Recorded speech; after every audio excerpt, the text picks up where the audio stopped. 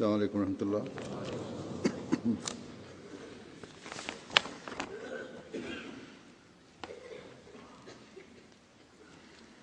अशहदु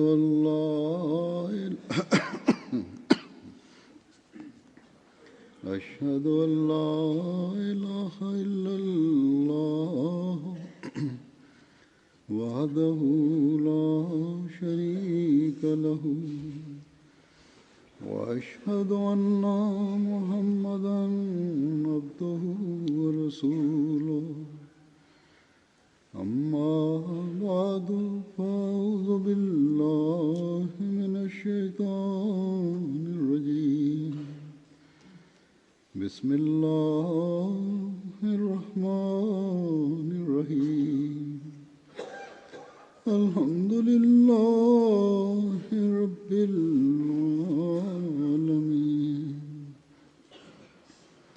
الرحمن الرحيم مالك يوم الدين إياك نعبد وإياك نستعين اهدنا الصراط المستقيم صراط الذين أنعمت عليهم غير المغضوب عليهم ولا الضالين.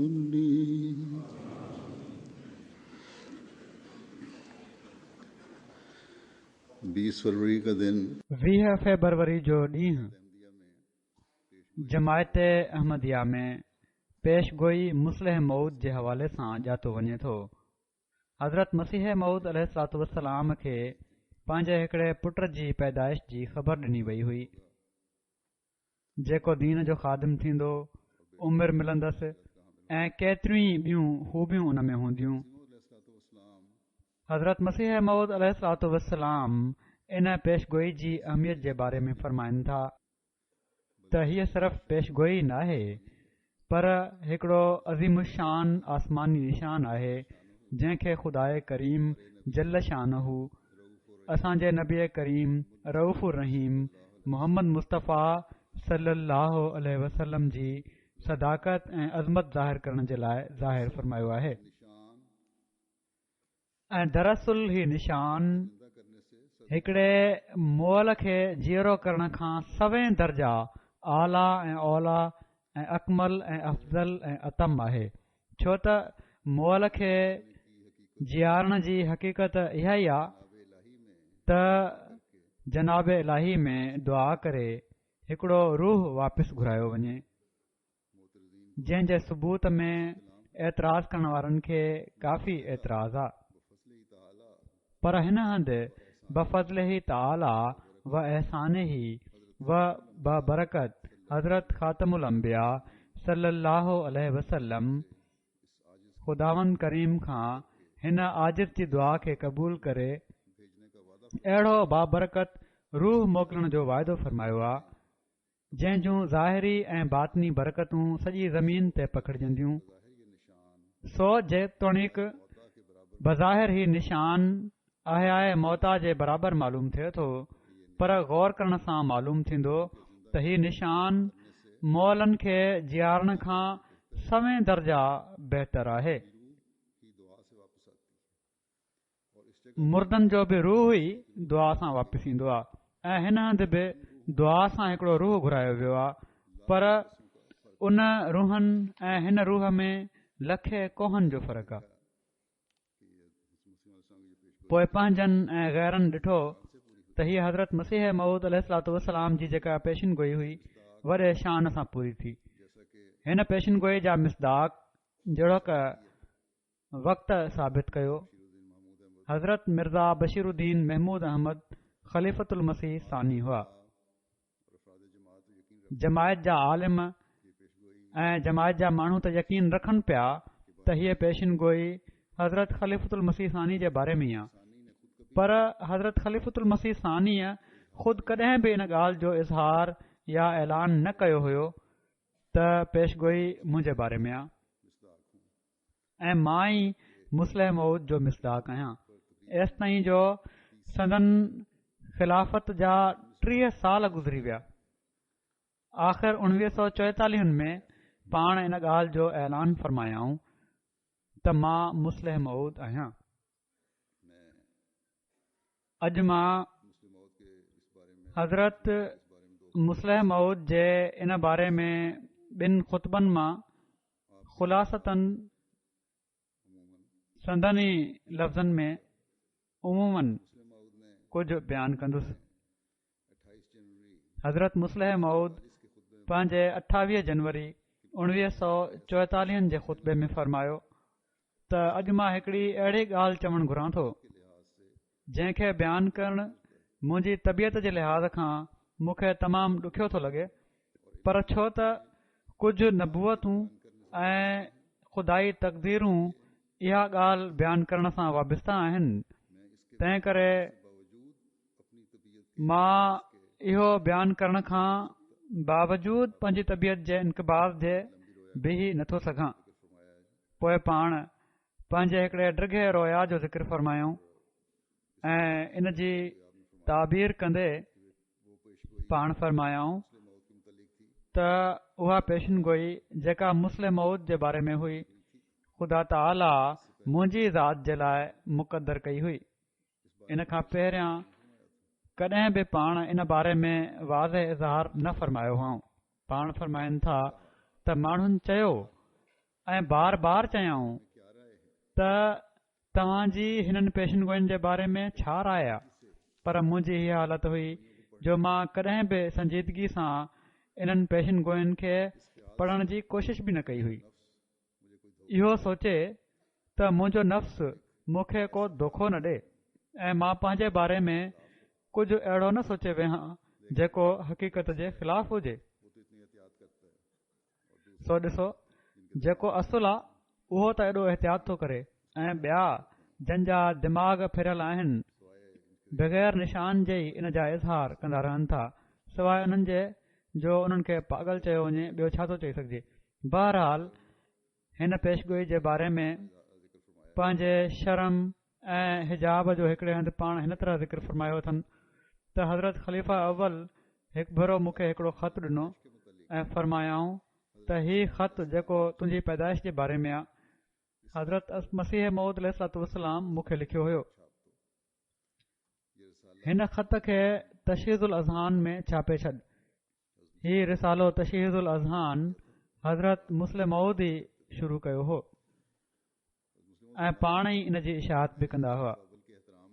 हज़रत मुस्लिह मऊद फ़रमाइनि था त मां हज़रत ख़लीफ़ा अव्वल जे एहतराम में उहो ख़त वरितो ऐं छापे बि छॾियुमि, पर मां उन वक़्तु बि उन खे ग़ौर सां कोन पढ़ियो। माण्हुनि ओॾी महिल बि केतिरनि क़िस्मनि जूं ॻाल्हियूं कयूं ख़त छपजण ते, पर मां ख़ामोश रहियुसि। मां इहो ई पियो चवां त ज़रूरी न आहे त जंहिं शख़्स जे बारे में ही ॻाल्हियूं आहिनि उन्हनि खे उन जे साम्हूं बि आंदो वञे ऐं ॿुधायो वञे, या ज़रूरी न आहे त जंहिं शख़्स जे बारे में ही पेशिनगोयूं आहिनि उहो ज़रूरु ॿुधाए बि त मां इन्हनि पेशिनगोयुनि जो मिसदाक आहियां। मिसाल जे तौर ते पाण फ़रमाइनि था त रेल जे बारे में पाण सॻोरन सल्लल्लाहु अलैहि वसल्लम जी पेशिनगोई हुई। पाण फ़रमायो हुओ त हिकिड़े ज़माने में रेल शुरू थी वेंदी ऐं मञण वारा मञनि था त हीअ पेशिनगोई पूरी थी वई, छो त वाक़िअनि खे पंहिंजी अखियुनि सां ॾिसनि पिया था।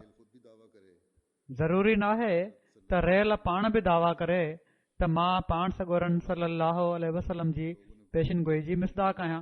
बहरहाल माण्हुनि मुख़्तलिफ़ पेशिनगोयूं पाण फ़रमाइनि था त मुंहिंजे बारे में मुंहिंजे साम्हूं रखियूं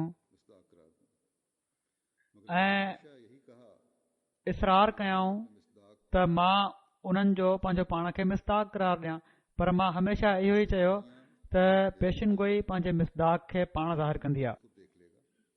जेकॾहिं ही पेशिनगोयूं मुंहिंजे बारे में आहिनि त ज़मानो पाण मुरादो ॾिसी वठंदो त मां इन्हनि जो मिसदाक आहियां, ऐं जेकॾहिं मुंहिंजे बारे में न आहिनि त ज़माने जी शायदि मुंहिंजे ख़िलाफ़ हूंदी।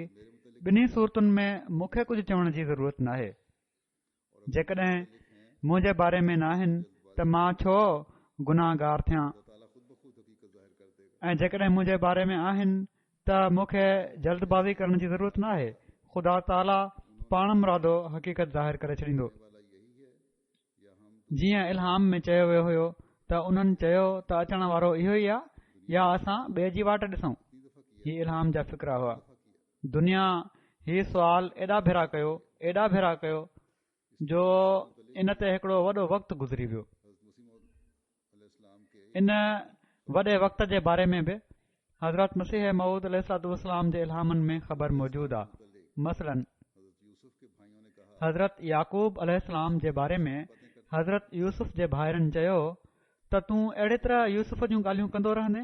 हज़रत याकूब खे चयो हुओ एसि ताईं जो मरण जे वेझो थी वञे या हलाक थी वञे।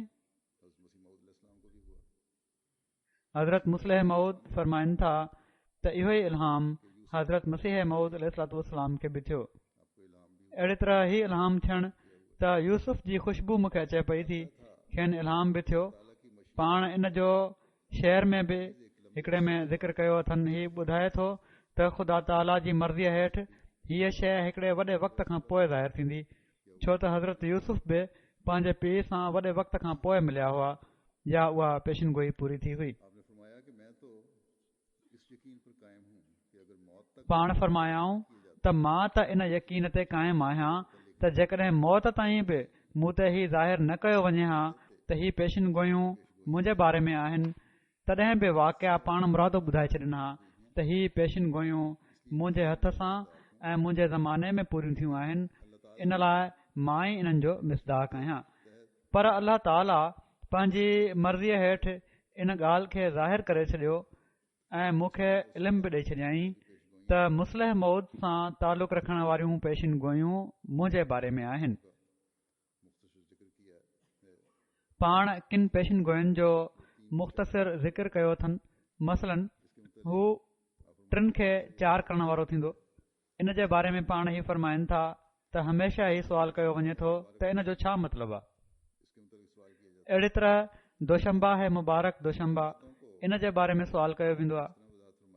इन्हनि ॿिन्ही ॻाल्हियुनि जी पाण हिन तरह वज़ाहत फरमायाऊं त हज़रत मसीह मऊद अलैहिस्सलाम जो ज़हन टिनि खे चार करण वारो जी पेशिनगोई जे बारे में इन तरफ़ वियो आहे त हू टिनि पुटनि खे चार करण वारो थींदो। जेकॾहिं ही मतिलबु वरितो वञे त चोथे पुट जे लिहाज़ खां बि मतिलबु साफ़ आहे। मूंखां पहिरियां मिर्ज़ा सुल्तान अहमद साहब, मिर्ज़ा फज़ल अहमद साहब ऐं मिर्ज़ा बशीर अहमद अव्वल पैदा थिया हुआ ऐं चोथों मां थियुसि।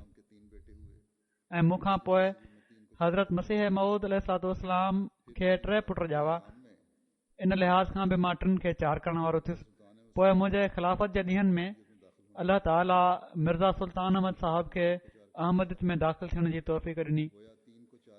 अहिड़े तरह बि मां टिनि खे चार करण वारो थियुसि। ॼण त टिनि खे चार करण वारो मां टे तरह सां थियुसि जेकॾहिं हीअ औलाद जे लिहाज़ खां ॾिठो वञे त। पर फरमाइनि था त मुंहिंजो ज़हन अल्लाह ताला इन तरफ़ बि मुंतक़िल कयो आहे त इल्हामी तौर ते ही नाहे चयो वियो त हू टिनि पुटनि खे चार करण वारो थींदो। इल्हाम में सिर्फ़ ही ॿुधायो वियो हुयो त हू टिनि खे चार करण वारो थींदो। सो मुंहिंजे वेझो ही उन जी पैदाइश जी तारीख़ ॿुधाई वई आहे। ही पेशगोई शुरूआत 1886 में कई वई हुई। जेका पेशगोई आहे उहा शुरूआत 1886 में थी हुई मुस्लिम मौद जी। ऐं पाण फरमायाऊं त मुंहिंजी पैदाइश 1889 में 1889 में थी। सो टिनि खे चार करण वारी पेशगोई में हीअ ख़बर ॾिनी वई हुई त हिन जी पैदाइश चोथे साल में थींदी ऐं ईअं ई थियो। ऐं हीउ जेको अचे थो दोशंबा मुबारक दोशंबा, इन जी ॿी माना बि थी सघे थी, पर मुंहिंजे वेझो इन जी हिकिड़ी वाज़े तशरीह ही आहे त दोशंबा हफ़्ते जो टियों ॾींहुं हूंदो आहे। ॿिए पासे रूहानी सिलसिलनि में नबियुनि ऐं उन्हनि जे ख़लीफ़नि जो अलॻि अलॻि दौरु हूंदो आहे। ऐं जहिड़ी तरह नबीअ जो ज़मानो पंहिंजी ज़ात में हिकिड़ी मुस्तक़िल हैसियत रखे थो, अहिड़ी तरह ख़लीफ़े जो ज़मानो पंहिंजी ज़ात में हिकिड़ी मुस्तक़िल हैसियत रखे थो। इन लिहाज़ खां गौर करे ॾिसो, पहिरियों दौर हज़रत मसीह मऊद अलैहिस्सलातु वस्सलाम जो हुयो, ॿियो दौर हज़रत ख़लीफ़तुल मसीह अव्वल रज़ियल्लाहु तआला अन्हु जो हुयो, ऐं पाण फरमाइनि था त टियों दौर मुंहिंजो आहे। हेॾां अलाह ताला जो हिकिड़ो ॿियो इल्हाम बि इन तशरीह जी तस्दीक करे रहियो आहे। हज़रत मसीह मऊद अलैहिस्सलातु वस्सलाम खे इल्हाम थियो हुयो, ऐं उहो इल्हाम ही आहे त फ़ज़ले उमर। हज़रत उमर बि रसूल करीम सल्लल्लाहु अलैहि वसल्लम खां 3 नंबर ते ख़लीफ़ा हुआ। सो दोशंबा मुबारक दोशंबा मां ही मुराद न आहे त को ख़ासि ॾींहुं ख़ासि बरकतुनि जो मूजिब थींदो, पर मुराद ही आहे त हिन मौत जे ज़माने जो मिसाल अहमदियत जे दौर में ईअं ई हूंदो जीअं दोशंबा जो हूंदो आहे। यानी हिन सिलसिले में अलाह ताला जे तरफ़ां दीन जी ख़िदमत जे लाइ जिन माण्हुनि खे खड़ो कयो वेंदो, उन्हनि में हू 3 नंबर ते हूंदो। फज़ले उमर जे इल्हामी नाले में बि इन तरफ़ इशारो आहे। ॼण त कलामुल्लाह में युफ़स्सिरुहु बाज़ुहु बाज़न जे मुताबिक़ फज़ले उमर जे लफ़्ज़ दोशंबा है मुबारक दोशंबा जो तफ़सीर करे छॾियो।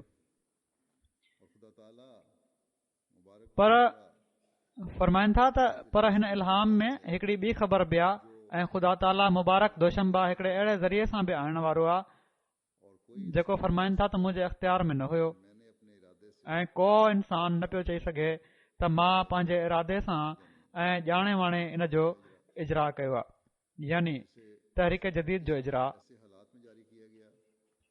जंहिंखे 1934 में अहिड़े हालात में जारी कयो वियो जो पाण फरमाइनि था त मुंहिंजे अख़्तियार में न हुआ।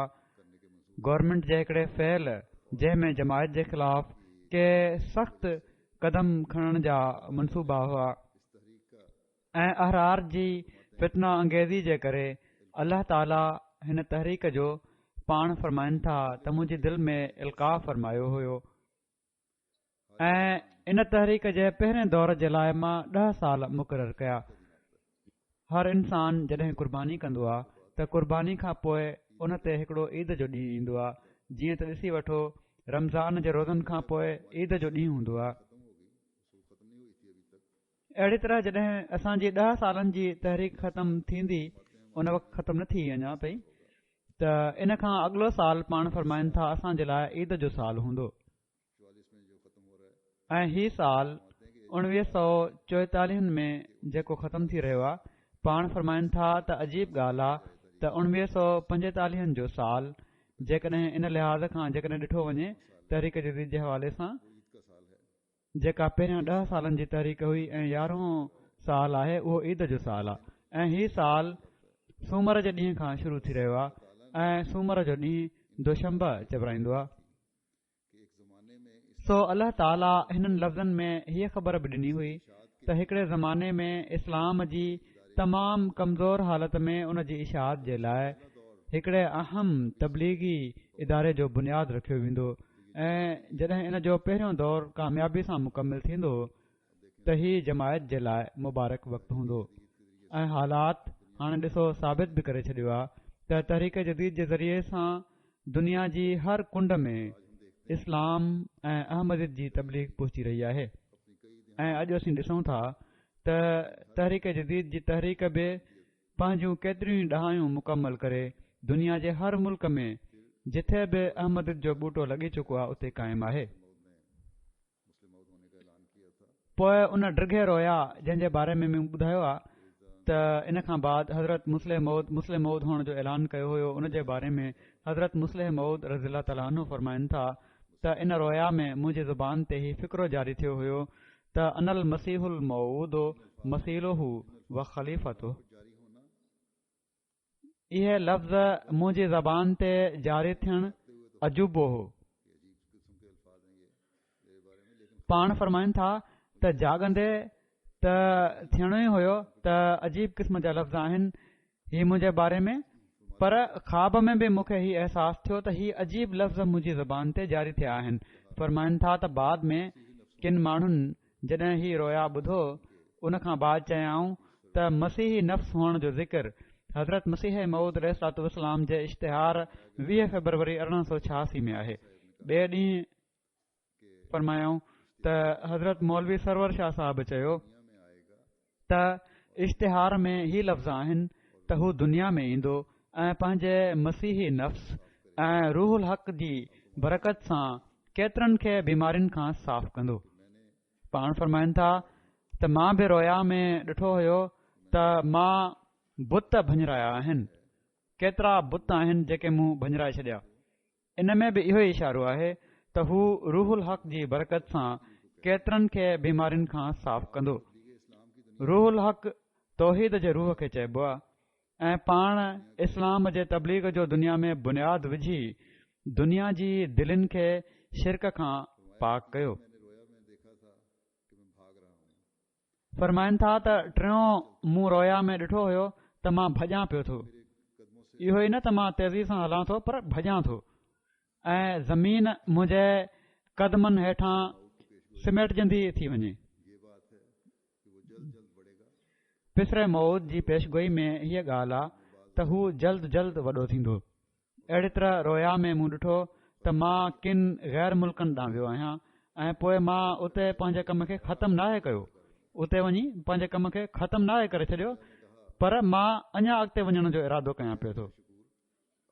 मूं रोया में चयो त ए अब्द शकूर, हाणे मां अॻिते वेंदुसि ऐं जॾहिं सफ़र तां वापसि ईंदुसि त ॾिसंदुसि त तूं तौहीद खे क़ाइमु करे छॾियो आहे, शिरक खे मिटाए छॾियो आहे ऐं इस्लाम ऐं हज़रत मसीह मऊद अलैहिस्सलातु वस्सलाम जी तालीम खे दिलनि में पको करे छॾियो आहे।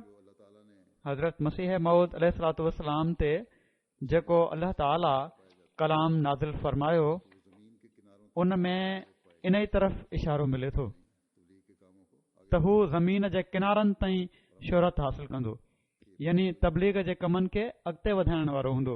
ऐं असीं ॾिसूं था त हीअ पेशिन गोई बि यकीनन हज़रत मुस्लिह मऊद रज़िल्लाह ताला अन्हो जे ज़माने में वॾे शान सां पूरी थी आहे। अहिड़ी तरह संदन हिन ड्रिघे रोया में तक़रीबन पेशगोई मुस्लिह मऊद सां रलजंदड़ मिलजंदड़ केतिरियूं ॻाल्हियूं आहिनि जेके मुख़्तलिफ़ तरीक़नि में खेनि ॾेखारियूं वयूं रोया में। बहरहाल हाणे रोया जे हवाले सां मां बयानु करण जे बदिरां रोया अॻिते बयानु कंदुसि। हज़रत मुस्लिह मऊद वाक़िअनि जे हवाले सां हीअ जेका पेशगोई हुई हज़रत मसीह मऊद अलैहिस्सलाम जी, उन जे हवाले सां के पेशगोई जा वाक़िया जेके आहिनि उन्हनि जो जेको तताबुक बयानु कयो आहे उहे कहिड़ी तरह इन सां मुताबिक़त रखनि था संदन ज़माने सां, ऐं हाणे जेके वाक़िया थिया इन पेशगोई खे पूरो करण वारा उहे कहिड़ी तरह आहिनि, इन्हनि जी मुख़्तसरन ॻाल्हि कंदुसि। पाण फरमाइनि था त माण्हू चवंदा हुआ ही ॿार आहे। उन ज़माने में अल्लाह ताला ख़िलाफ़त जे मक़ाम ते मूंखे खड़ो कयो। इन ॾांहुं बि पेशगोई में इशारो कयो वियो हुयो त हू जल्दी जल्दी वॾो थींदो। पोइ पाण हिकिड़ो वाक़ियो बयानु कयऊं त हिकु भेरे हज़रत अम्मा जान रज़िल्लाह ताला अन्हा जे कमरे में निमाज़ जे इंतज़ार में मां चकर हणां पियो ऐं हीउ कमरो मस्जिद जे लॻ हुयो त मूंखे मस्जिद मां ॾाढियां ॾाढियां ज़ोर सां आवाज़ आया, जिन मां हिकिड़ो शेख रहमतुल्लाह साहिब जो आवाज़ मूं सुञाणे वरितो, जेके हीउ चई रहिया हुआ त हिकिड़े ॿार खे अॻिते करे जमायत खे तबाह कयो पियो थो वञे। हीउ फ़साद हिकिड़े ॿार जे लाइ हीउ फ़साद बर्पा कयो पियो थो वञे। त पाण फरमाइनि था त मूंखे हैरत थी त उहो ॿारु केरु आहे। आख़िर मस्जिद में वञी मूं हिकिड़े दोस्त खां पुछियो त उहो ॿारु केरु आहे, त उहो दोस्त खिली चवण लॻो त उहो ॿारु तूं ई त आहीं। फरमाइनि था त मुखालफ़नि जो ही कौल हज़रत मसीह मऊद अलैहिस्सलाम जे इल्हाम जी तस्दीक करे रहियो हुयो त हू जल्दी जल्दी वॾो थींदो। पाण फरमाइनि था त ख़ुदा मूंखे एॾो जल्दी वॾो कयो जो दुश्मन हैरान रहिजी वियो, छो त कुझु महीना पहिरियां मूंखे ॿार चवण वारा कुझु महीननि खां पोइ मूंखे हिकिड़ो शातिर तजुर्बेकार चई मुंहिंजी गिला करे रहिया हुआ। बिल्कुलु उबतड़ चवण लॻा हू। ॼण त नंढपण में ई अल्लाह ताला मुंहिंजे हथां सिलसिले में रुखनो विझण वारनि खे शिकस्त ॾियाराए छॾी। फरमाइनि था त बावजूद इन जे जो माण्हू मूंखे ॿार सम्झनि पिया ऐं बावजूद इन जे जो मां हक़ीक़त में ॿार ई हुयुसि, अलाह ताला 25 सालनि जी उमिरि में मूंखे हिकिड़ी हुकूमत ते क़ाइमु करे छॾियो ऐं हुकूमत बि अहिड़ी जेका रूहानी हुकूमत हुई। जिस्मानी हुकूमत में त बादशाह वटि तलवार हूंदी आहे, ताक़त हूंदी आहे, जथो हूंदो आहे, फ़ौज हूंदी आहे, जर्नेल हूंदा आहिनि, जेल खाना हूंदा आहिनि, खज़ाना हूंदा आहिनि। हू जंहिंखे चाहींदो आहे पकड़े सज़ा बि ॾींदो आहे, पर रूहानी हुकूमत में जंहिंजी दिलि चवंदी आहे मञींदो आहे ऐं जंहिंजी दिलि चवंदी आहे इनकार कंदो आहे ऐं ताक़त जो को सुवाल ई नाहे हूंदो। पोइ अलाह ताला रूहानी हुकूमत ते अहिड़ी हालत में खड़ो कयो जॾहिं खज़ाने में सिर्फ़ 2-3 आना हुआ, कुझु पैसा रहिजी विया हुआ खज़ाने में ऐं हज़ारनि रुपयनि जो कर्ज़ हुयो खज़ाने ते। ऐं पोइ ख़ुदा ताला हीउ कमु अहिड़ी हालत में मुंहिंजे हवाले कयो जॾहिं जमायत जा ज़िम्मेवार माण्हू तक़रीबन सभु जेके हुआ उहे मुंहिंजा मुखालिफ़ हुआ ऐं एसि ताईं मुखालिफ़ हुआ जो उन्हनि मां हिकिड़े मदरसे हाई स्कूल ॾांहुं इशारो करे चयो त असां त वञूं था, पर तमामु जल्द तव्हां ॾिसंदव त हिननि इमारतुनि ते ईसाइनि जो कब्ज़ो हूंदो। सो हिकिड़ो 25 सालनि जो छोकिरो जंहिं जे लाइ सभई ज़ाहिरी सबबु मुखालफ़त में बीठा हुआ, न खज़ानो न तजुर्बेकार कमु करण वारा, ऐं मैदान दुश्मन जे कब्ज़े में हो ऐं उहो ख़ुशियूं मल्हाए पियो त तमामु जल्द हिते ईसाइनि जो कब्ज़ो थी वेंदो। ऐं जंहिंखे हुकूमत ॾिनी वई आहे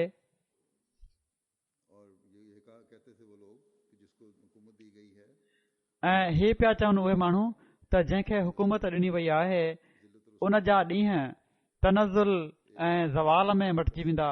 ज़िलत ऐं खुआरी ॾिसंदो उहो हिकिड़ो इंसान गौर करे सघे थो त अहिड़े हालात में क़ौम जो कहिड़ो हाल थी सघे थो। पर उहो ॾींहुं वियो ऐं अॼोको ॾींहुं आयो। ॾिसण वारा ॾिसनि पिया था त जमायत जो जेको अंग उन वक़्तु हुयो जॾहिं उहा मुंहिंजे हवाले कई वई, अॼु ख़ुदा ताला जे फज़ल सां उन खां 100 भेरा वधीक आहे।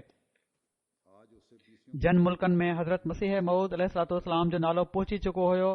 अॼु उन खां केतिरा ई भेरा वधीक मुल्कनि में हज़रत मसीह मऊद अलैहिस्सलाम जो नालो पहुची चुको आहे। जंहिं खज़ाने में सिर्फ़ 18 आना हुआ, हज़रत मुस्लिम मऊद फरमाइनि था त अॼु लखें रुपया मौजूदु आहिनि उन खज़ाने में। फरमाइनि था त अॼु मां जेकॾहिं मरी बि वञा तॾहिं बि खज़ाने में लखें रुपया छॾे वेंदुसि। हिन सिलसिले जी ताईद में उन खां केतिरा ई वधीक किताब छॾे वेंदुसि जेके मूंखे मिलिया, यानी लिटरेचर में, ऐं मां सिलसिले जी ख़िदमत जे लाइ उन खां तमामु घणा इल्म छॾे वेंदुसि जेके मूंखे उन वक़्तु मिलिया हुआ जॾहिं ख़ुदा मूंखे ख़िलाफ़त जे मक़ाम ते खड़ो कयो हुयो। सो उहो ख़ुदा जंहिं चयो हुयो त हू जल्द जल्द वॾो थींदो ऐं ख़ुदा जो पाछो उन जे मथे ते हूंदो, उहा पेशिन गोई अहिड़े अज़ीमुशान रंग में पूरी थी आहे जो दुश्मन खां दुश्मन बि उन जो इनकार नथो करे सघे। हज़रत मसीह मऊद अलैहिस्सलाम हिन पेशगोई खे त एॾो अहम करार ॾिनो आहे, जहिड़ो की मूं शुरू में बि इक़्तिबास पेश कयो हुयो त हीअ सिर्फ़ पेशिन गोई न आहे पर अज़ीमुशान निशान आहे। हिन छोकिरे जी पैदाइश पेशिन गोई जे मुताबिक़ त 9 सालनि में थियणी हुई। हीअ बि हुआ हिन पेशिन गोई में लफ़्ज़ जेका असुल पेशगोई आहे। हज़रत मसीह मऊद अलैहिस्सलाम फरमाइनि था त 9 सालनि जे वक़्त में त ख़ुदि पंहिंजे ज़िंदा रहण जी ख़बर नाहे ऐं न ई ही ख़बर त इन वक़्त ताईं कंहिं क़िस्म जी औलाद कीअं पैदा थींदी, किथे ई त छोकिरो पैदा थियण ते कंहिं अटकल सां कतई यकीन कयो वञे। पोइ सिर्फ़ छोकिरो ई न पैदा थियणो हो पर इस्लाम जे शान शौकत जो मूजिब थींदो उहो छोकिरो। हीअ बि पेशगोई हुई। उहो कहिड़ो ज़मानो हुयो जॾहिं हज़रत मसीह मऊद अलैहिस्सलाम ते दुश्मन चइनी पासनि खां हमला करे रहियो हुयो, सिर्फ़ इन बुनियाद ते त पाण इल्हाम जी दावा कई हुआऊं ऐं पाण फरमायो हुआऊं त मूंखे इल्हाम थिए थो मुजद्दिद हुअण जी दावा न हुई, मामूरियत जी दावा बि न हुई। उन वक़्तु हिकिड़े छोकिरे जी पेशगोई हिननि आला सिफ़तुनि सां पाण बयानु फ़रमायाऊं।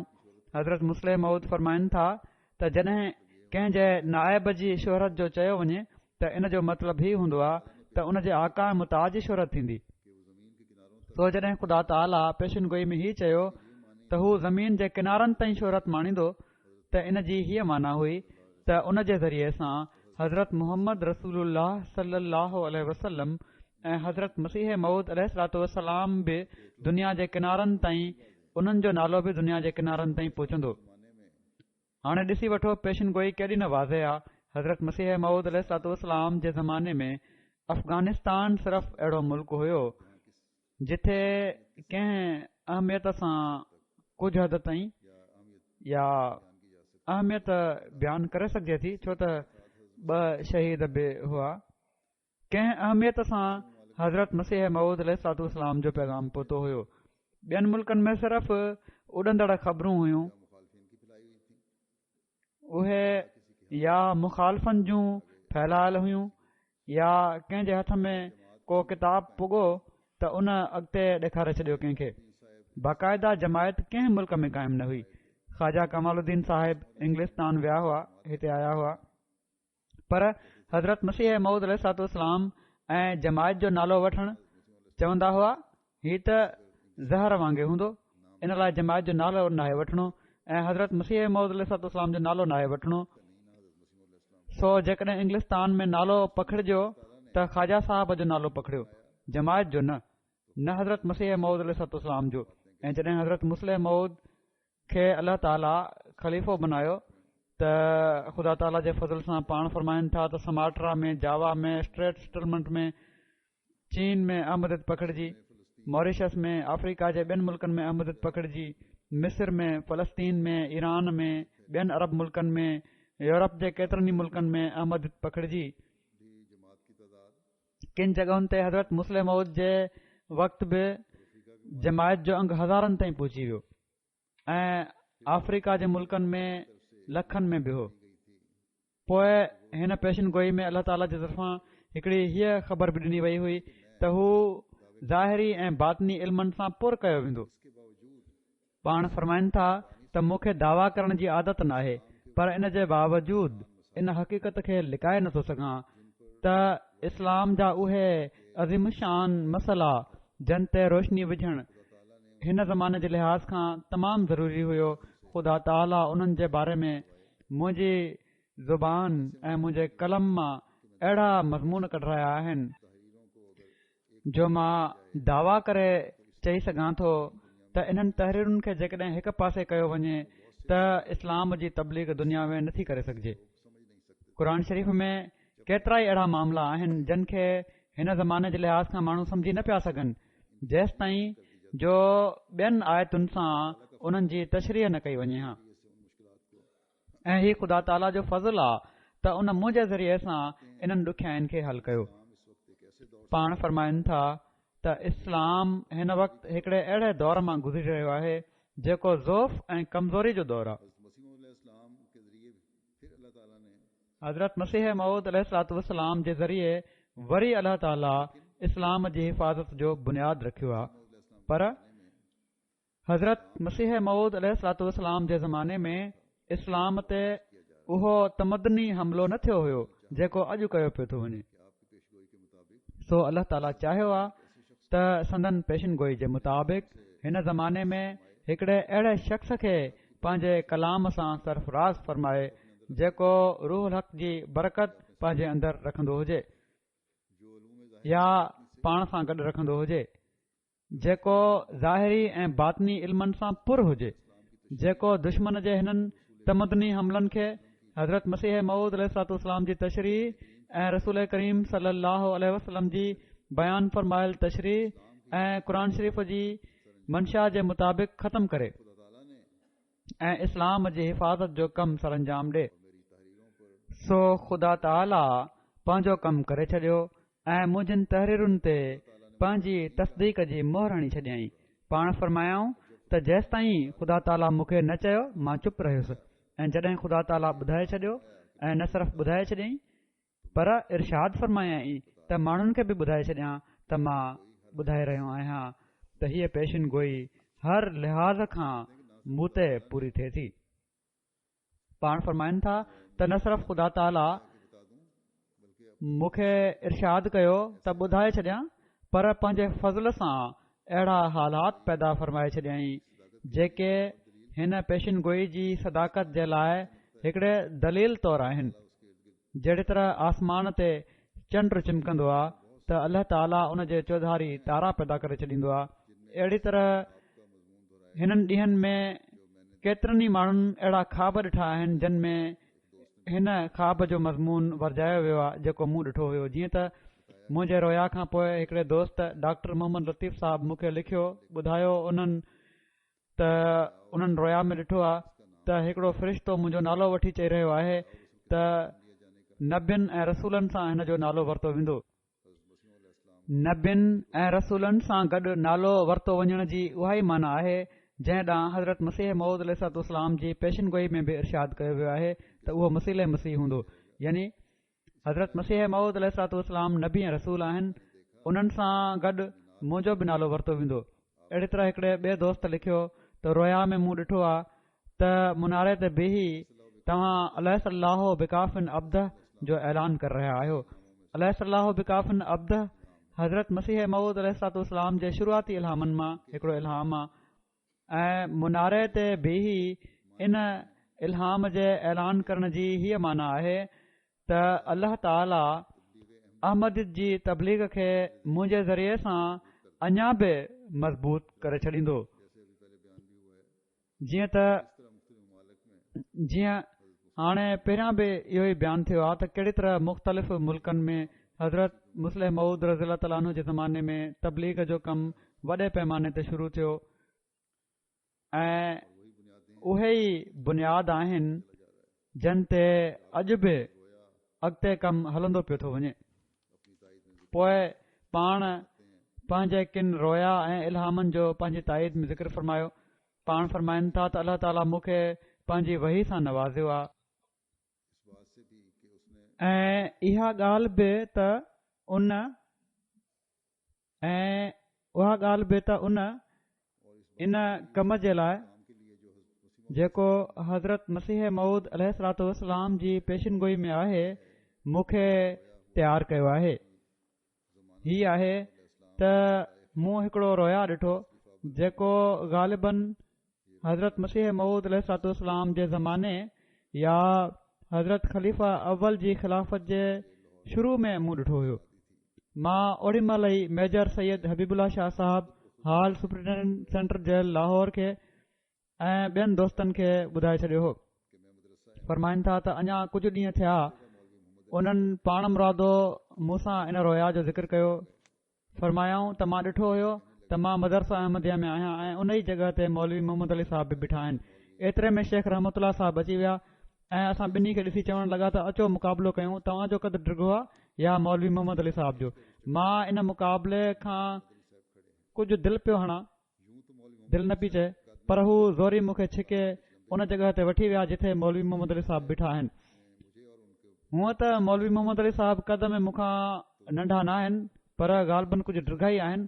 पर जॾहिं शेख साहब मूंखे हिननि जे भरिसां बीहारियो त उन्हनि बेअख़्तियार चई ॾिनो, यानी शेख साहब चई ॾिनो त मां त सम्झां पियो त मौलवी साहब डिघा आहिनि, पर डिघा त तव्हां निकितो। जीअं त रोया में मां ॾिसां थो त मस मुंहिंजे सीने ताईं उन्हनि जो मथो थो पहुचे। पोइ शेख रहमतुल्लाह साहब हिकिड़ी मेज़ आंदी ऐं उन ते उनखे बीहारियईं, पर पोइ बि हू मूंखां नंढाई रहिया। उनखां पोइ उन्हनि उन मेज़ ते हिकिड़ो स्टूल रखियो ऐं उन ते मौलवी साहब खे बीहारियऊं, पर पोइ बि मौलवी साहब मूंखां नंढाई रहिया। उनखां पोइ उन्हनि मौलवी साहब खे खणी मुंहिंजे मथे ते बराबरि करणु चाहियो, पर हू पोइ बि हेठि ई रहिया। पर मज़ीद इन ते उन्हनि जूं टंगूं अहिड़ी तरह हवा में लड़की पियूं ॼण त हू मुंहिंजे साम्हूं बिल्कुलु हिकिड़े ॿार वांगुरु पिया लॻनि ऐं मस मुंहिंजे ठोठियुनि ताईं हिननि जा पेर आया। हाणे ॾिसो मां कहिड़ी तरह हिन सॼे मुक़ाबले ऐं पोइ उन जे अंजाम जी बि ख़बर ॾिनी वई आहे जेको मौलवी मोहम्मद अली साहब सां थियण वारो हुयो। हालांकि जेकॾहिं ख़िलाफ़त उला जी शुरूआत महल जो ई रोया आहे, उन वक़्तु जमायत में ख़्वाजा कमालुद्दीन साहब कर खणी रहिया हुआ, मौलवी मोहम्मद अली साहब न। पर अल्लाह ताला इन में अजीब तरीक़े सां बाद में पैदा थियण वारनि जहिड़नि जो नक्शो ॿुधाए छॾियो। जीअं त ॾिसी वठो त मौलवी मोहम्मद अली साहब मुंहिंजे मुक़ाबले में एॾो हेठि थिया जो उन्हनि जो सॼो ज़ोर ई इन ॻाल्हि खे साबित करण ते सर्फ पियो थिए त ख़ुदा ताला जो हुज़ूर उहे माण्हू मौज़ूद हूंदा आहिनि जेके नंढा हुजनि। पहिरियां चवंदा हुआ त असां 95% आहियूं ऐं ही 4-5% आहिनि ऐं जमायत जी अक्सरियत कॾहिं बि ज़लालत ते नथी थी सघे। ही पहिरियां मौलवी साहब चवंदा हुआ, पर हाणे था चवनि त बेशक कादियान जी जमायत वधीक आहे ऐं असां थोरा आहियूं, पर हिननि जो वधीक हुअण ई हिननि जे कूड़े हुअण जो सबूत आहे। छो त अलाह ताला फरमाए थो त मुंहिंजा सचा बाना त थोरा ई हूंदा आहिनि। हीउ बिल्कुलु उहो ई नक्शो आहे जेको हिन रोया में ॿुधायो वियो हुयो। हू एॾा नंढा थिया जो हाणे हुननि खे पंहिंजो नंढो हुअण ई पंहिंजी सदाकत जो दलील नज़र अचे थो। पोइ हिकिड़े ॿिए रोया जो ज़िक्र आहे, न पर इल्हाम जो। फरमाइनि था त जेॾी महिल जमायत में इख़्तिलाफ़ पैदा थियो, अलाह ताला मूंखे इल्हामनि ॿुधाए छॾियो त ला नुमज़े कन हुम, त असां उन्हनि खे टुकड़ा टुकड़ा करे छॾींदासीं। उन वक़्तु ही माण्हू पंहिंजो पाण खे 95% चवंदा हुआ, पर हाणे उन्हनि जी कहिड़ी हालत आहे। ख़ुदा उन्हनि खे हिन पेशगोई जे मुताबिक़ हक़ीक़त में टुकड़ा टुकड़ा करे छॾियो आहे। जीअं त ख़्वाजा कमालुद्दीन साहब पंहिंजी वफ़ात खां पहिरियां लिखियो त मिर्ज़ा महमूद असांजे बारे में जेको इल्हाम शाया कयो हुयो उहो बिल्कुलु पूरो थी वियो आहे ऐं असीं हक़ीक़त में टुकड़ा टुकड़ा थी विया आहियूं। त अलाह ताला उन्हनि खे जहिड़ो क इल्हाम में उन वक़्तु ख़बर ॾिनी वई हुई, मुंहिंजे मुक़ाबले में टुकड़ा टुकड़ा करे छॾियो। मां इन ख़ुदा ताला जे कलाम जा मिसाल जेको ख़ुदा ताला मूं ते पंहिंजे फज़ल सां नाज़िल फरमायो आहे, पाण फरमाइनि था त हिन वक़्तु एतिरे क़दुरु बयानु कयां थो के बयानु कया आहिनि ॿिया बि, हिते त मां 2 बयानु कया आहिनि। पाण फरमाइनि था त मुंहिंजो इरादो आहे त तदीस नेमत जे तौर ते हिकिड़ो मुख़्तसिर रिसाले में कंहिं क़दुरु तफ़सील सां पंहिंजे किन इल्हामनि ऐं कशफनि ऐं रोया जो ज़िक्र कयां। हाणे त ही छपियल आहे किताब जी सूरत में, काफ़ी ज़ख़ीम किताब आहे। हज़रत मुस्लिम मौद फरमाइनि था त अलाह ताला केतिरा ई भेरा मूं ते पंहिंजे ग़ैब खे ज़ाहिर करे इन पेशगोई खे सचो करे छॾियो आहे त मुस्लिम मौद ख़ुदा ताला जे रूह हक़ सां मुशरफ थींदो। हीअ अलाह ताला जा निशान आहिनि जेके उन मूं ते ज़ाहिर फरमाया आहिनि। माण्हू चवनि था त इन में कहिड़ी हिकमत हुई जो दोस्त त पहिरियां ई मूंखे इन्हनि पेशगोयुनि जो मिसदाक करार ॾींदा रहिया ऐं मां इन्हनि पेशगोयुनि जो मिसदाक हुअण जी दावा हाणे कई आहे। कहिड़ी हिकमत आहे इन में? मां चवां थो इन में हिकमत उहा ई आहे जेको क़ुर शरीफ़ चए थो त मा कान अल्लाह लियुज़िअ ईमानकुम, त अलाह ताला जॾहिं नबी जी बैसत खां पोइ मौद खड़ो कंदो आहे त अलाह ताला हीउ पसंदि नाहे कंदो त उन जी क़ाइमु कयल जमायत कुफर जो शिकार थी वञे ऐं उन्हनि जो ईमान ज़ाया थी वञे। इन लाइ हू अहिड़ा हालात पैदा करे छॾींदो आहे जो अक्सरियत उन खे मौद मञण ते मजबूर थी वेंदी आहे। सो माण्हुनि हज़रत मसीह मौद अलैहिस्सलाम जी पेशिन गोइनि खे मूं ते पूरो थींदे ॾिठो त ईमान ऐं यकीन में कामिल थिया, बहितर वधिया। उन्हनि जो हज़रत मसीह मौद अलैहिस्सलाम ते ईमान बि वधीक वधियो। पाण फरमाइनि था त मुंहिंजे तरफ़ां बाद में ऐलान थियण ऐं जमायत जे तरफ़ां पहिरियां मूंखे इन पेशगोई जो मिसदाक करार ॾियण में अलाह ताला जी हिकमत इहा ई आहे त अलाह ताला मोमिननि खे ॿियो भेरो कुफर ऐं इस्लाम जे इम्तिहान में विझी उन्हनि जे ईमान खे ज़ाया करण जे लाइ तयारु न हो ऐं न पियो चाहे त 2 मौत पंहिंजी जमायत ते वारिद करे। पहिरियों मौत त उहो हुयो जॾहिं उन्हनि हज़रत मसीह मौद अलैहिस्सलाम खे मञियो, मसीह मौद खे कूड़ो कयो। पोइ अलाह ताला उन्हनि जी कंहिं नेकी जे करे रहम करे उन्हनि खे ज़िंदा करे छॾियो। हज़रत मसीह मौद अलैहिस्सलाम जी जमायत में शामिल फरमाए छॾियो। उन्हनि खे उन्हनि मिटनि माइटनि खे छॾियो, तकलीफ़ूं बर्दाश्त कयाऊं, पर पंहिंजे ईमान खे सलामत रखियाऊं। उन खां बाद ही ख़्यालु करे वठनि त हिन इब्तिला मां गुज़रण वारनि माण्हुनि जी ज़िंदगी में ख़ुदा ताला हिकिड़ो अहिड़ो मौद मोकिले छॾींदो जंहिंजी सदाकत जा निशान उन जी दावा खां हिकिड़े वॾे वक़्त खां पोइ ज़ाहिर थींदा। इन जो मतिलबु हीउ आहे त मोमिन खे वरी कुफर जी खॾ में धिकियो वञे ऐं असाबनि खे वरी काफ़िर मुनकिर बणायो वञे, जमात इब्तिला में पइजी वञे। हीउ ख़ुदा ताला जी सुनत जे ख़िलाफ़ आहे। इन लाइ अलाह ताला मुस्लिम मौद जे बारे में जेका हज़रत मसीह मौद अलैहिस्सलाम जी तयारु कयल जमायत हुई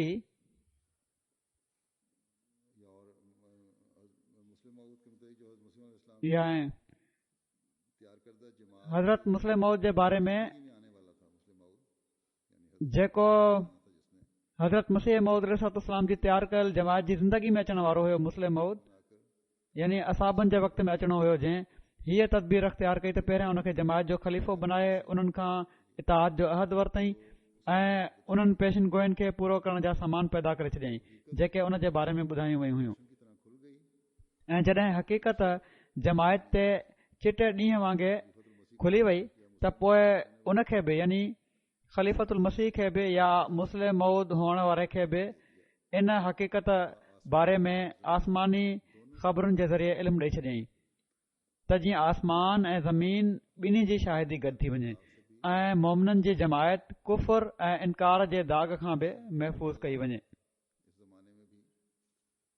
अल्लाह ताला हिन ज़माने में बि सभिनी जे ईमान खे सलामत रखे हर अहमदी जे ईमान खे सलामत रखे ऐं कुफ़र ऐं इनकार जे दाग़ खां हमेशह महफ़ूज़ रखे जमायत जे दोस्तनि खे हज़रत मुस्लिम मऊद रज़ी ताला अन्हु जे इल्म ऐं मार्फत जे कलाम मां बि वधि में वधि इस्तेफ़ादो करणु घुर्जे उर्दू में बि आहे बाक़ी ॿोलियुनि में बि कुझु लिटरेचर आहे उनखे पढ़णु घुर्जे अल्लाह ताला इन जी सभिनी खे तौफ़ीक़ ॾे हाणे निमाज़ुनि खां बाद मां हिकिड़ो जनाज़ो ग़ाइब बि पढ़ाईंदुसि जेको मुकरम सूफ़ी नज़ीर अहमद साहिब इबिन मुकरम मियां मोहम्मद अब्दुल्ला साहिब मरहूम जो आहे पाण 7 फ़रवरी ते जर्मनीअ में तक़रीबन 93 सालनि जी उमिरि में फ़ौत थी विया आहिनि इन्ना लिल्लाहि व इन्ना इलैहि राजिऊन पार्टीशन खां अॻु पाण फ़ौज में नौकरी कंदा हुआ ऐं पार्टीशन खां बाद पोइ हज़रत मुस्लिम मऊद रज़ी ताला अन्हु जे हुकुम ते क़ाइमु थियण वारी फुरकान फोर्स में बि शामिल थी इंस्ट्रक्टर तौरु पंहिंजा फ़र्ज़ बजाणींदा रहिया उन खां बाद पोइ कराची में कुझु वक़्तु नौकरी कयाऊं पोइ पाण मोहम्मदाबाद स्टेट में सिंध में रहाइश अख़्तियार करे वरिताऊं ऐं पंहिंजो ज़ाती कारोबार उते शुरू करे छॾियऊं उते वॾो वक़्तु सेक्रेटरी माल तौरु ख़िदमत जी तौफ़ीक़ हासिल कयाऊं हिकु भेरे उन खां बाद पोइ ई कुझु वक़्त खां पोइ रबुआ शिफ्ट थी विया हिननि जा भाउ बि शायदि हिननि सां गॾु ई हुआ कारोबार में जॾहिं ही रबुआ अची विया त भाउ खे के कारोबारी ॾुखियायूं पेश आयूं उन्हनि हिननि खे चयो त तव्हां सिंध अची वञो पर हिननि जवाबु ॾिनो त हाणे मां रबुआ में रहंदुसि हिते अची वियो आहियां इन ते हिननि जे भाउ हज़रत ख़लीफ़तुल मसीह सालिस जी ख़िदमत में लिखियो त मुंहिंजे भाउ खे वापसि सिंध अचण जी तलक़ीन फ़रमायो त जीअं त हुज़ूर रहमहुल्लाह ताला हज़रत ख़लीफ़तुल मसीह सालिस खेनि घुराए सिंध वञण जी तलक़ीन कई रबुआ में महले जा सदर जमायत बि उते ओड़ी महिल मौजूदु हुआ उन्हनि अर्ज़ु कयो त हुज़ूर हीअ असांजा तमामु मुख़लिस कारकुन आहिनि त इन ते हज़रत ख़लीफ़तुल मसीह सालिस फ़रमायो त सिंध में बि असांखे मुख़लिस कारकुननि जी ज़रूरत आहे अहिड़ी तरह पोइ सूफ़ी साहब वापसि सिंध हलिया विया ऐं पाण त हिननि जो को इरादो न हुयो सिर्फ़ु ख़लीफ़तुल मसीह जे इरशाद ते लबैक चवंदे हिननि पंहिंजो रबुआ वारो कारोबार बंदि कयो फैमिली खे बि उते छॾियूं ऐं सिंध हलिया विया हिकिड़ो वॾो वक़्तु सिंध गुज़ारण खां पोइ पाण ॿीहर रबुआ आया सदर अंजुमन अहमदिया जे मुख़्तलिफ़ शोबनि में एज़ाज़ी तौर ते कमु कंदा रहिया दफ़्तर प्राइवेट सेक्रेटरी रबुआ में बि वॾो वक़्तु ख़िदमत बजाणींदा रहिया 1986 में जर्मनी शिफ्ट थी विया ऐं वफ़ात ताईं पोइ उते जर्मनी में रहिया जर्मनी में पाण हाइडलबर्ग जी जमायत जे सदर जे तौर ते कमु कंदा रहिया मजलिस अंसारुल्लाह जे इंतज़ाम हेठि जर्मनी जे 4 रीजन्स मां हिकिड़े रीजन जा नाज़िम इलाइक़ा बि हुया ऐं नाज़िम इलाइक़ा तौरु ख़िदमत जी तौफ़ीक़ हासिल कंदा रहिया बहैसियत नाज़िम इलाइक़ा ख़िलाफ़त राबिया में खेनि पहिरियों इनाम बि मिलियो संदन पोयरनि में 2 धीअरूं ऐं 4 पुट आहिनि 2 पुट जलाल शम साहब ऐं मुनीर अहमद जावेद साहिब बाक़ी ज़िंदगी आहिनि हिकिड़ा ॼाटरा हनीफ़ महमूद साहिब बि रबुआ में आहिनि मुरबी सिलसिला नाज़िर इस्लाह इरशाद नाइब नाज़िर इस्लाह इरशाद आहिनि वाक़फ़े ज़िंदगी आहिनि संदन पुट जलाल शम साहब लिखनि था हिते आहिनि जेके डॉक्टर जलाल शम साहब टर्किश डेस्क जा इंचार्ज आहिनि त हमेशह हीअ कोशिशि हूंदियूं आहिनि त जॾहिं ख़लीफ़ा वक़्तु जेकॾहिं मौजूदु आहिनि या हिते हू आयल आहिनि त ख़लीफ़ा वक़्त जे पुठियां निमाज़ पढ़नि।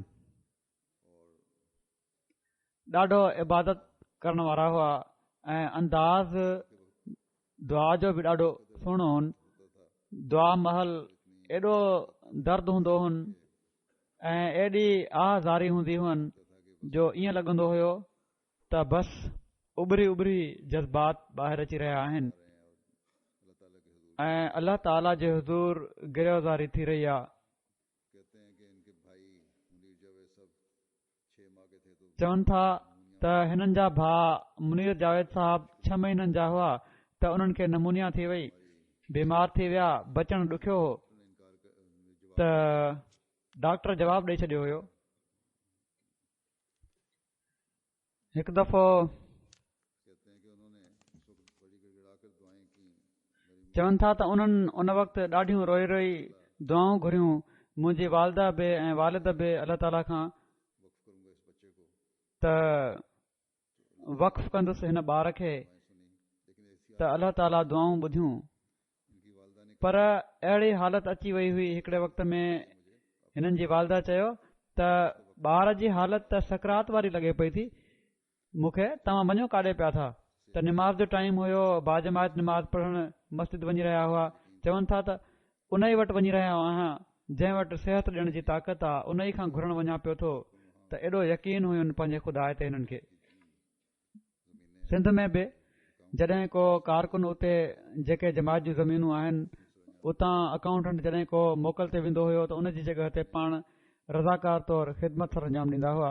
वसियत पाण तमामु शुरू में करे वरिती हुआऊं पाण बि, ऐं नौजवाननि खे वसियत कराइण जो ॾाढो शौक़ु हुयुनि। वसियत फार्म बि पाण वटि रखंदा हुआ ऐं तलक़ीन कंदा हुआ त रिसालो अल वसियत पढ़ो ऐं वसियत कयो।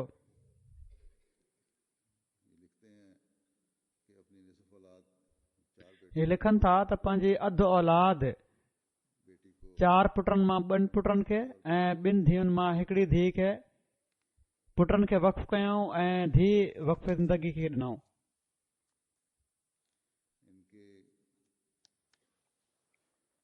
हिननि जी धीउ ग़ालिबन ही लिखियो आहे त क़ुर शरीफ़ जी तिलावत न सिर्फ़ सॼी उमिरि संदन रोज़ानो रूटीन रही, पर सभिनी ॿारनि खे बि पंहिंजे पोटनि पोटियुनि ऐं ॾोहिटनि ॾोहिटियुनि खे बि निमाज़ ऐं तिलावत क़ुर शरीफ़ जी तलक़ीन कंदा हुआ। हज़रत मसीह मऊद अलैहिस्सलाम जे किताबनि जो मुतालियो रोज़ानो जो हिननि जो कमु हुयो। पाण चवंदा हुआ त मां हज़रत मसीह मऊद अलैहिस्सलाम जे किताबनि जो 3 भेरा मुतालियो कयो आहे। ऐं धीउ हिननि जी चवे थी त मूंखां बि पुछियऊं त तूं बि पढ़े थी या न। रस्म ऐं रवाज जा ॾाढो मुखालिफ़ हुआ। चवनि थियूं त पहिरियों त असांजे ख़ानदान में रस्म रवाज जो तसवुरु न आहे, पर उनजो थोरो बि इम्कान महसूसु कंदा हुआ त तबियत खे ख़राबु लॻंदो हुन ऐं उतां नाराज़ थी उथी हलिया वेंदा हुआ। ख़ुदा ते ॾाढो तवकुल हुयुनि। आख़िरी बीमारी बि काफ़ी हिननि जी डिघी हुई, तकलीफ़ वारी हुई, पर वॾे सब्र ऐं शुक्र सां हिननि बीमारी कटी आहे। हिननि जी इबादत जे बारे में त ख़ासि तौर ते हिननि सां मिलण वारनि ऐं हिननि जे सभिनी ॿारनि ई लिखियो आहे त अहिड़ो नज़ारो हुयो जो अल्लाह ताला जे हुज़ूर जहिड़ी तरह रूह हिननि जो रिझी रहियो हुजे, अहिड़ी तरह इबादत कंदा हुआ। ऐं ख़िलाफ़त सां बि हिननि जो तमामु घणो तालुक़ु हुयो। हिते बि जॾहिं ईंदा हुआ त इंतज़ार में हूंदा हुआ त केॾी महिल मां दफ़्तर खां ॿाहिरि अचां त सलाम कनि, ऐं कॾहिं कॾहिं इंतज़ार में काफ़ी देर बीठा हूंदा हुआ बावजूद वॾी उमिरि जे ऐं कमज़ोरी जे। बहरहाल अल्लाह ताला हिननि खे केतिरियूं ई ख़ूबियूं ॾिनियूं हुयूं। अल्लाह ताला हिननि सां मग़फ़िरत ऐं रहम जो वर्ताव फ़रमाए ऐं दर्जा बुलंद फ़रमाए, हिननि जी औलाद खे हिननि जी दुआउनि जो बि वारिस बनाए ऐं हिननि जूं नेकियूं जारी रखण जी बि तौफ़ीक़ अता फ़रमाए।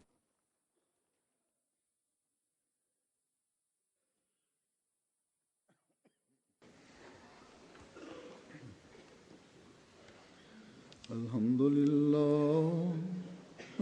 لله نحمده ونستعينه ونستغفره ونؤمن به ونتوكل عليه ونعوذ بالله من شرور أنفسنا ومن سيئات أعمالنا من يهده الله فلا مضل له ومن يضلل فلا هادي له ونشهد أن لا إله إلا الله ونشهد أن محمدا عبده ورسوله عباد الله رحمكم الله إن الله يأمر بالعدل والإحسان وإيتاء ذي القربى وينهى عن الفحشاء والمنكر والبغي يعظكم لعلكم تذكرون اذكروا الله يذكركم وادعوه يستجب لكم ولذكر الله أكبر.